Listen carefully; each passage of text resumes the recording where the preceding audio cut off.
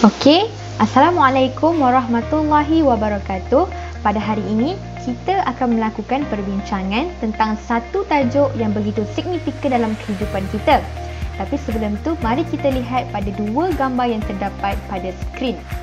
Gambar pertama meng-highlightkan takut kepada Allah, manakala gambar kedua menekankan mengharap redha Allah Ta'ala. Jadi kedua-dua gambar ini berkaitan dengan tajuk yang akan kita bincang pada hari ini, iaitu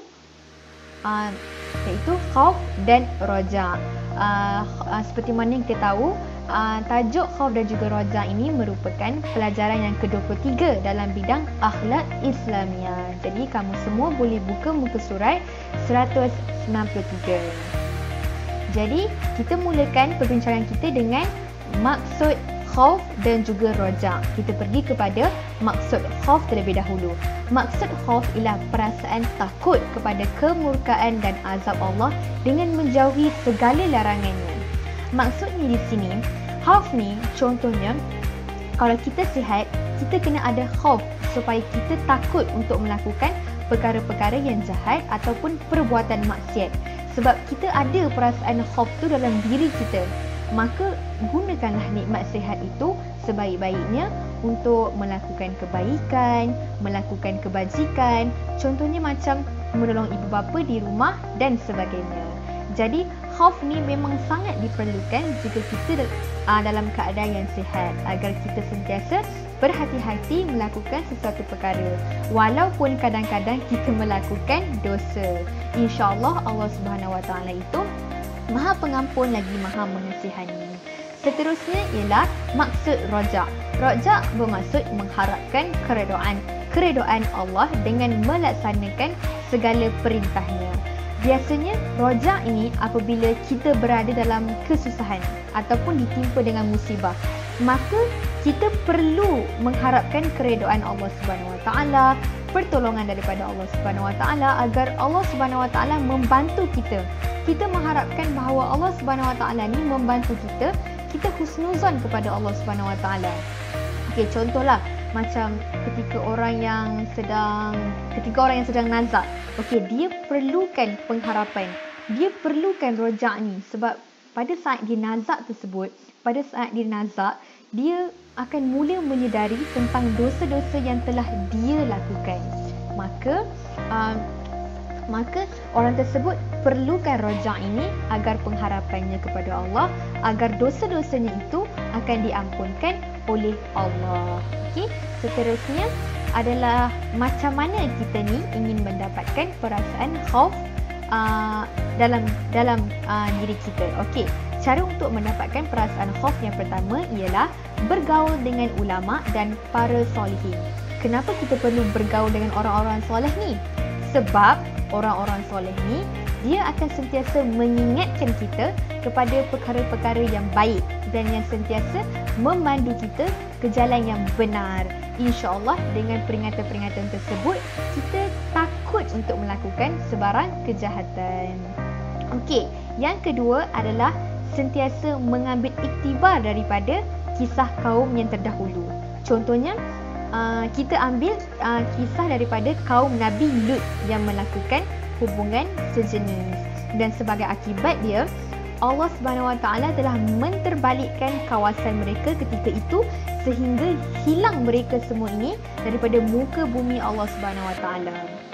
So, secara automatiknya kita akan rasa takut akan maksiat-maksiat seperti yang dilakukan oleh kaum-kaum terdahulu. Okey, seterusnya adalah sentiasa bertaubat dan selalu mengingati mati. Dua perkara ni sebenarnya akan menguatkan lagi rasa takut kita kepada Allah Subhanahu Wa Taala, dan kita akan sentiasa mematuhi segala arahan dan perintah Allah Subhanahu Wa Taala. Jika kita sentiasa bertaubat, insya-Allah Allah akan mengampunkan segala dosa kita. Dan kalau kita mengingati mati, insya-Allah kita ni akan sentiasa bermuhasabah diri dan sentiasa menjuruskan diri kepada perkara-perkara yang baik. Seterusnya, cara untuk mendapatkan roja. Okey, yang pertama, bermujahadah menentang hawa nafsu. Kenapa? Sebab kadang-kadang nafsu kita ni membawa diri kita kepada benda-benda yang jahat. Contohnya, kita nak membuka aurat, nak memfitnah orang dan sebagainya. So, hawa nafsu ni kita perlu bendung supaya kita tidak terjerumus kepada perkara-perkara yang jahat, dan kita perlu mengharapkan Allah Subhanahu Wa Taala melindungi kita daripada hawa nafsu yang jahat tersebut. Okey, yang kedua, melaksanakan amal ibadat dengan penuh kesungguhan dan istiqamah. Maksudnya, kita mengharapkan Allah Subhanahu Wa Taala mengekalkan hati kita ni agar sentiasa istiqamah dalam sesuatu perkara yang kita buat.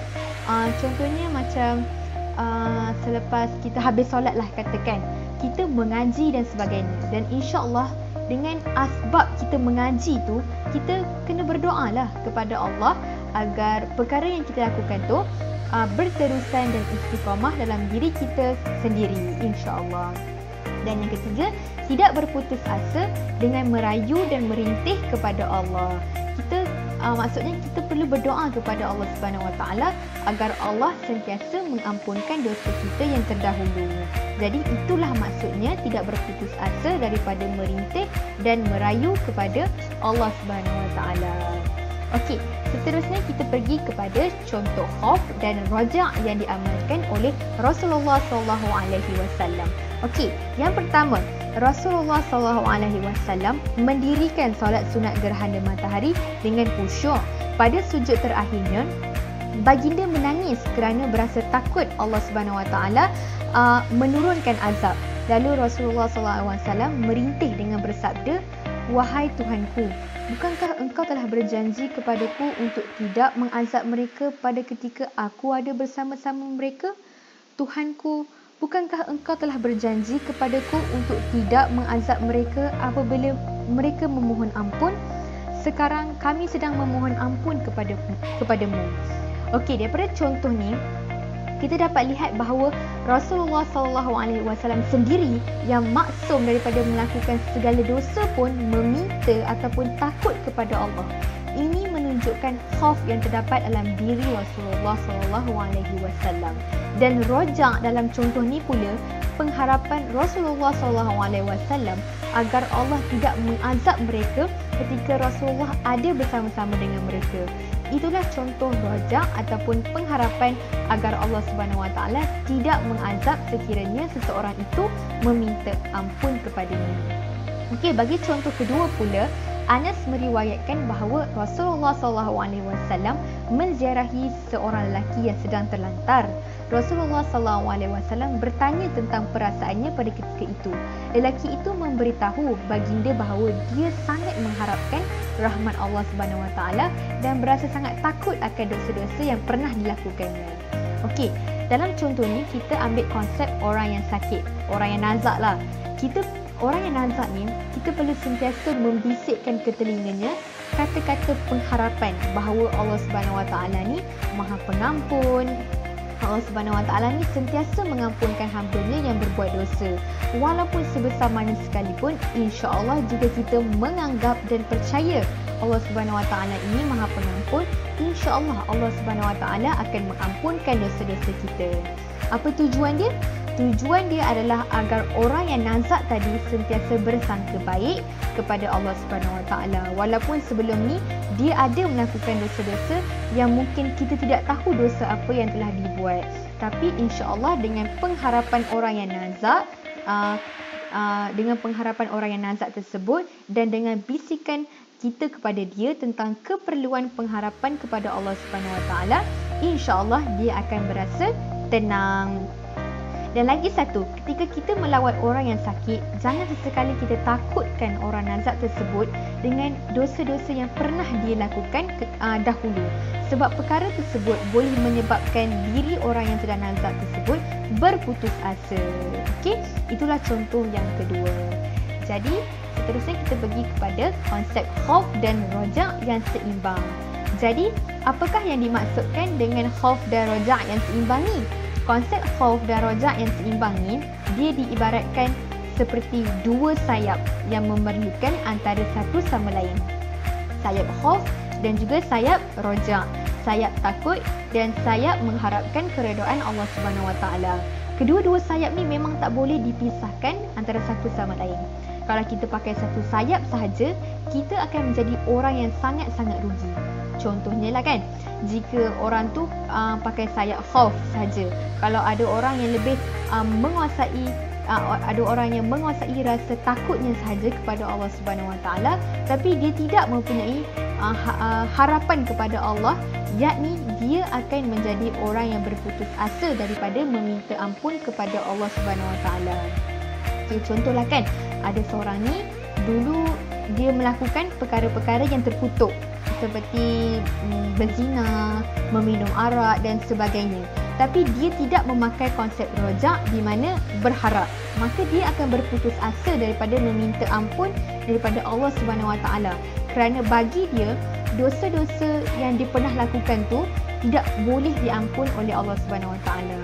Maka daripada sini dia perlukan khauf dan juga rojak. Okey, contoh yang kedua pula, apabila orang yang berpegang kepada rojak saja. Jika orang itu dikuasai oleh rojak ataupun pengharapan, mengharapkan Allah saja, dia tahu Allah tu Maha Pengampun, tetapi dia tidak ada rasa khauf dalam diri dia. Maka setiap kali dia buat dosa ataupun maksiat, dia akan berkata macam ni, Allah Subhanahu Wa Taala kan Maha Pengampun, jadi tak kisahlah kan, walaupun aku buat dosa sekalipun, Allah Subhanahu Wa Taala akan tetap mengampunkan dosa-dosa aku. Jadi orang yang macam ni sebenarnya dia mengambil kesempatan atas kelebihan atau kebaikan yang Allah kurniakan. Okey, jadi maka perlunya rojak dan khauf ni secara seimbang. Nah, itulah maksudnya keseimbangan dalam konsep khauf dan juga rojak. Kita tengok poin yang pertama, rasa takut kepada Allah hendaklah diiringi dengan tindakan yang selari dengan syarak. Okey, maksudnya ialah kalau kita takut, secara automatiknya kita akan melakukan perkara-perkara yang baik. Okey, seterusnya, ganjaran syurga dapat menjadi motivasi untuk seseorang itu mendekatkan diri kepada Allah. Maksudnya, kita berharap dengan melakukan amal ibadah, contohnya macam solat awal waktu, berpuasa, bersedekah dan sebagainya, insya-Allah dengan pengharapan tersebut, kita berharap agar Allah memberi satu nilai atau ganjaran pahala yang berlipat kali ganda, malahan ganjaran syurga kepada kita. Dan yang ketiga, seseorang yang mengharapkan keredaan Allah hendaklah melakukan amal ibadat dan menjauhi perbuatan maksiat. Maksudnya, kita mengharapkan keredaan Allah Subhanahu Wa Taala dan dalam masa yang sama, kita perlu menjauhi segala yang dilarang oleh Allah Subhanahu Wa Taala. Okey? Dan yang terakhir, kita pergi kepada hikmah, khauf dan juga rojak. Yang pertama, melahirkan insan yang sentiasa mengingati Allah dalam setiap keadaan. Walaupun dia berada dalam keadaan susah ataupun senang sekalipun, dia akan sentiasa ingat akan Allah Subhanahu Wa Taala. Okey, contohlah kan, kita ambil seorang yang kaya. Walaupun dia kaya, dia tetap pergi ke masjid, bersedekah, dan apabila satu hari orang kaya itu ditimpa dengan kesusahan, contohnya diisytiharkan muflis atau sebagainya, namun orang kaya itu tetap teruskan dengan amalan yang dilakukan sebelum dia ditimpa dengan kesusahan, iaitu dia tetap bersedekah, dia tetap pergi ke masjid setiap waktu. Maka inilah konsep khauf dan juga rojak yang orang kaya itu pakai, yang mana melahirkan insan yang sentiasa mengingati Allah dalam setiap keadaan. Yang kedua, mendidik jiwa setiap insan agar sentiasa menjauhi larangan Allah kerana takut akan kemurkaannya. Maksudnya, yelah, kalau kita ada khauf dan rojak ini secara automatiknya, jadi kita ni akan sentiasa takut untuk melakukan kejahatan dan dalam masa yang sama mengharapkan Allah Subhanahu Wa Taala mengampunkan dosa-dosa kita pada masa yang lalu. Dan yang ketiga, melahirkan insan yang sentiasa bertawakal kepada Allah setelah berusaha dengan bersungguh-sungguh. Maksudnya selepas kita berusaha, kita kenalah serahkan semuanya kepada Allah Subhanahu Wa Taala. Janganlah kita tidak berusaha, tapi kita hanya pakai rojak saja, pengharapan tu saja, maka benda tu tak akan jadi. Dan yang terakhir ialah melahirkan insan yang sentiasa berasa gembira melakukan kebaikan supaya mendapat kemanisan iman. Maksudnya di sini, apabila kita berbuat baik, kita rasa gembira. Kita dapat tolong orang, kita gembira. Kita dapat bersedekah, kita gembira. kita gembira melihat senyuman orang yang mendapat pertolongan daripada kita, maka di situ timbullah perasaan untuk menolong orang lagi dan lagi pada masa akan datang. InsyaAllah iman dan hati kita akan sentiasa bersih. Jadi selepas kita menolong orang tersebut, kita kena berdoa kepada Allah Subhanahu Wa Taala agar apa yang kita tolong ni memberi manfaat kepada dirinya dan dia juga akan menolong orang lain selepas ini. Okey. Jadi itu sahaja perbincangan kita pada hari ini.